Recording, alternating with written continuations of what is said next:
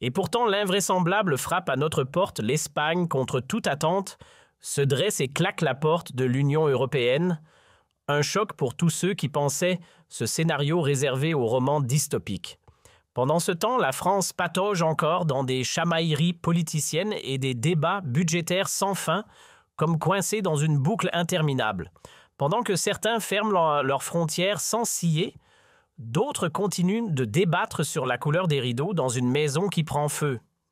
L'Europe vit un moment de bascule où le fantasme de rupture devient un bulletin officiel. Madrid n'est plus qu'à un souffle de larguer les amarres de Bruxelles.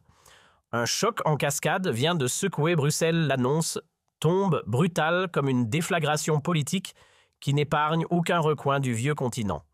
Le sol tremble sous les pieds des élites européennes. Le parti catalan Junts, jusque-là allié fragile du gouvernement minoritaire de Sánchez, retire son soutien sans détour. Un geste qui dépasse largement le simple désaccord parlementaire. C'est une onde de choc démocratique déclenchée depuis l'autre côté des Pyrénées. Et devinez qui orchestre ce théâtre à distance. Aucun autre que Karl Puigdemont, l'exilé devenu stratège réfugié en France, désormais marionnettiste en chef. Avec une déclaration aussi tranchante qu'un couperet, un accord trahi cesse d'en être un. Résultat. La charpente déjà vacillante de la coalition de gauche se désintègre lentement, entraînant dans sa chute l'équilibre d'un pays tout entier. Privé du souffle décisif des 7 députés de Junts, le gouvernement Sánchez se retrouve paralysé. Impossible désormais de faire passer la moindre loi, le moteur institutionnel cale. L'Espagne s'enfonce dans l'impasse entre menaces d'élections anticipées, risque de motions de censure ou même d'un arrêt pur et simple de la machine gouvernementale. Et comme souvent, l'histoire bégaye. À chaque fois qu'un pouvoir de gauche trahit ses engagements, les partisans de l'ordre du contrôle des frontières et d'un État souverain reprennent les commandes. Les enquêtes d'opinion sont sans appel. Alberto Núñez Feijóo et son Parti populaire caracole en tête, loin devant. Et sur la troisième marche, on retrouve Vox, ce mouvement qui incarne en Espagne ce que le RN représente pour la France, une force que certains qualifient de radicale, d'autres de lucide. Ensemble, PP et Vox pourraient décrocher une majorité absolue, une équation politique qui glace le sang dans les couloirs feutrés de Bruxelles. Ce qui inquiète tant, la clarté brutale de Feijóo, il l'affirme sans détour, l'utopie naïve selon laquelle l'humanité serait naturellement vertueuse, est un échec cuisant.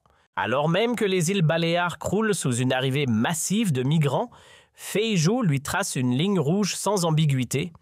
Il annonce une rupture franche des frontières nettes, une politique d'expulsion sans état d'âme. Pour lui, chaque nation doit avoir le dernier mot sur qui franchit ou non ses portes. Il réclame une surveillance rigoureuse des limites extérieures de l'Union et des règles limpides comme de l'eau de roche. Travaillez, on vous accueille. Transgresser la loi. Direction sortie. Le droit de résider ne devrait dépendre ni des aides publiques, ni des caprices d'une bureaucratie hors sol, mais bien de l'effort individuel et de l'utilité sociale.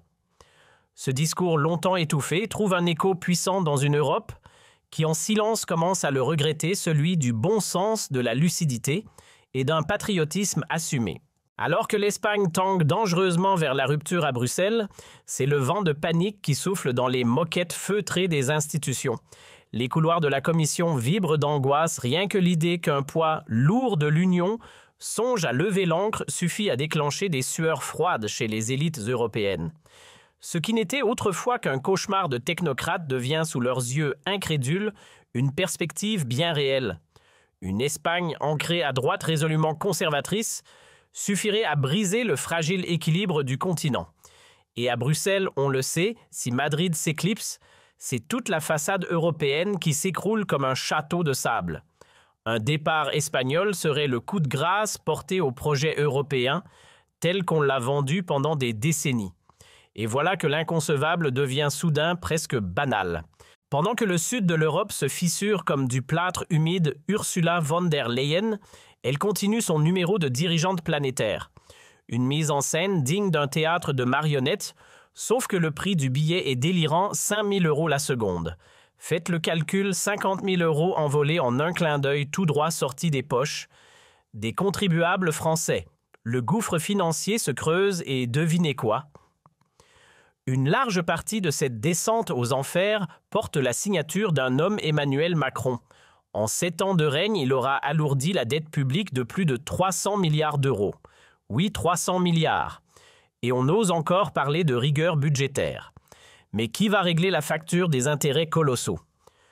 Une chose est sûre, ce ne sera pas lui. Trop occupé à jouer les bienfaiteurs internationaux en arrosant l'Ukraine de milliards. Pendant ce temps, ici, il nous serre la ceinture jusqu'à l'asphyxie. Les prélèvements explosent, et plus de 127 milliards extirpés via TVA impôt sur le revenu et toute une avalanche de taxes. Vos bulletins de paie, eux, fondent plus vite qu'un glaçon en plein désert. En 3 ans, le coût du panier de base s'est envolé de 22%. Et ce n'est pas fini. La criminalité grimpe, plus 7% de tentatives d'homicide, plus 7% d'agressions sexuelles, plus 6% de trafic de drogue. Les jeunes, eux, se noient dans les écrans pendant que le système de retraite craque de partout et que les usines ferment les unes après les autres. On vide vos poches pour construire un cauchemar. Et c'est vous qui financez chaque brique de cet enfer. Pourquoi s'acharnent-ils à saboter ce pays qu'ils sont censés servir? La réponse tient en un mot, profit. Macron et sa garde rapprochée s'en mettent plein les poches via magouilles bien huilées, arrangements discrets et braderie méthodique du patrimoine national. Et pourquoi freineraient-ils quand le système leur rapporte gros et que la majorité reste figée par la peur? Pourquoi se gêner? Ceux qui ont tenté de résister en ont payé le prix fort, alors soyons honnêtes, rien ne bougera. Les taxes grimperont encore, l'insécurité s'installera davantage et vos économies fondront sans cesse. Une seule issue? Pensez à vous d'abord, vous protégez vous et les vôtres avant qu'il ne soit trop tard. Augmentez vos revenus. Facile à dire, trimez davantage, enchaînez les heures sup.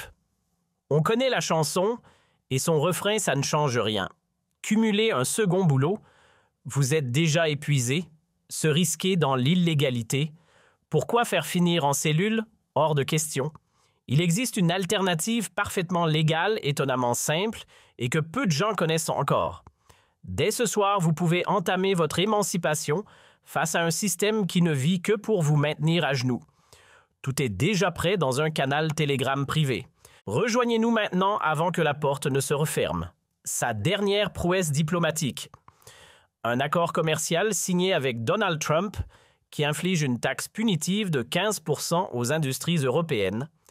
Un tir dans le pied d'une violence rare, un sabotage économique qui risque d'effacer des centaines de milliers d'emplois sur le continent.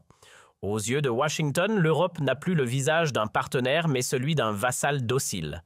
Et à la barre de ce navire en perdition, une présidente de la Commission européenne qui évoque davantage un capitaine quittant le pont avant le naufrage.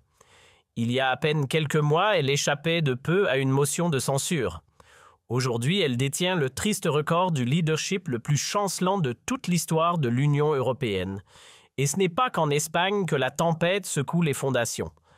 D'autres plaques tectoniques commencent à vibrer ailleurs en Europe.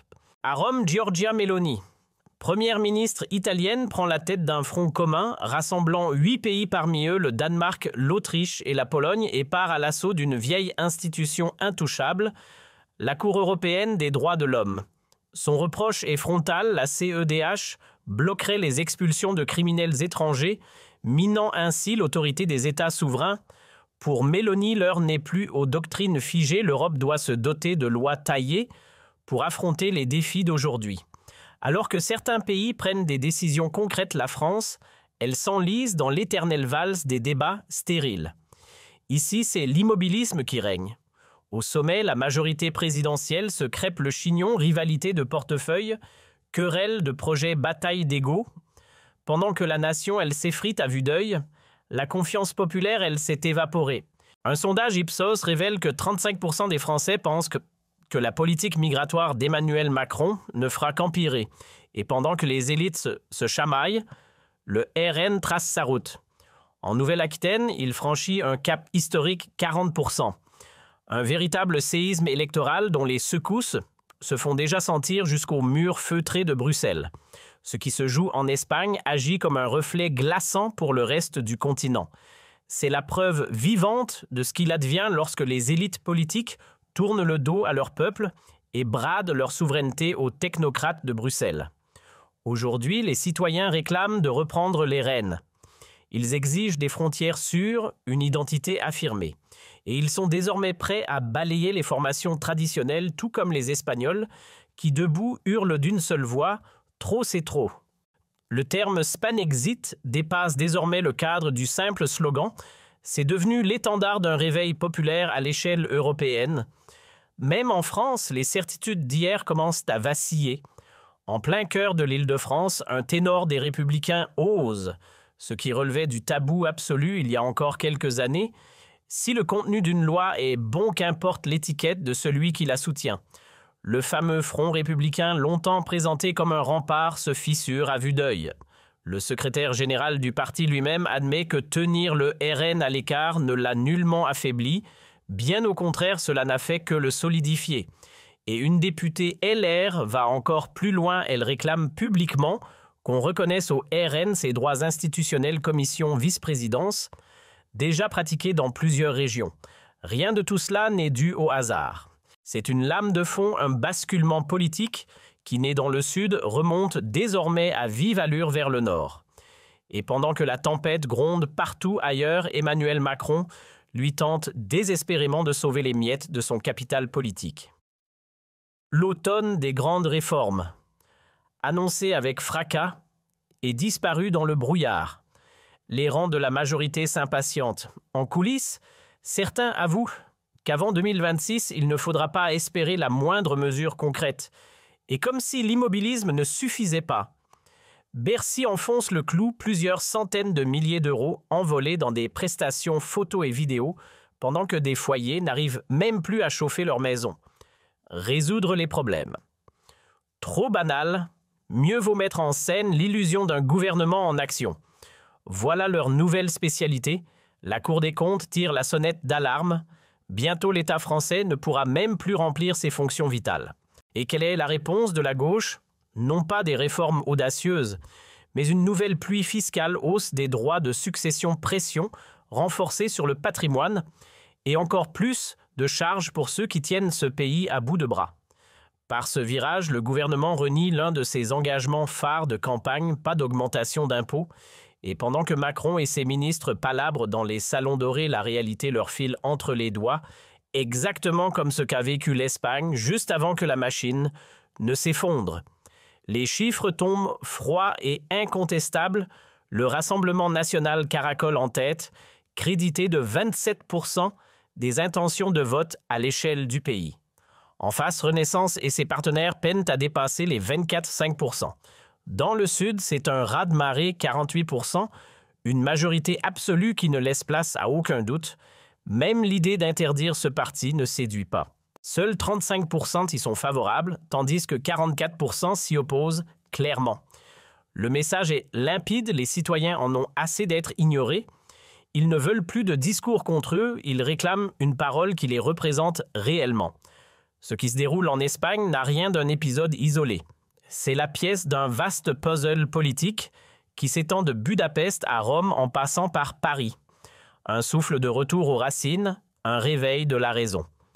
L'Union européenne, née d'un rêve de paix, s'est muée peu à peu en une machine centralisée qui étouffe les parlements nationaux et efface les identités. Mais désormais, les peuples se lèvent et disent « Stop !» L'Espagne n'est que le premier domino. Si Madrid s'effondre, Bruxelles suivra. Et quand Bruxelles chutera, alors seulement l'Europe respirera de nouveau libre enfin. Si l'Espagne claquait la porte de l'Union européenne, ce ne serait pas seulement un séisme sur les places financières, ce serait surtout un électrochoc démocratique. Le message serait clair, fini de marcher au pas dans une Europe autoritaire. Les peuples en ont assez de faire les poches pendant que d'autres s'en mettent plein les siennes. Ils ne veulent plus recevoir d'ordre de bureaucrates jamais élus par personne. Ce qu'ils réclament, c'est ce que le Rassemblement national défend en France, décider par soi-même, vivre en sécurité et préserver son identité. L'Espagne nous montre le scénario qui se dessine quand un peuple décide de reprendre la main, les frontières se referment, les avenues s'embrasent de drapeaux, les chants résonnent la patrie, rien de moins, et Bruxelles impuissante spectatrice. C'est un instant de bascule pour tout le continent. Les élites vacillent, les plateaux télé s'emballent, mais dans la rue, c'est la voix du peuple qui prend le micro. Tandis que l'histoire s'écrit à Madrid, une vague similaire commence à remuer les consciences en France. Lentement mais sûrement, l'évidence s'impose. L'Europe ne survivra que si elle retourne à ses racines, une union des nations souveraines. Non pas un centre unique à Bruxelles, mais une mosaïque de capitales Paris-Rome, Budapest, Madrid. Car c'est là, dans ces villes, que réside le vrai pouvoir légitime. Voilà pour le débrief explosif du jour sur ce qui se joue actuellement en Espagne. Et vous, qu'en pensez-vous, franchement? Est-ce que Madrid ira jusqu'au bout et dira adieu à Bruxelles? Et si oui, quelle secousse cela provoquerait-il chez nous en France? Donnez-nous votre avis en commentaire, on vous lit sans faute.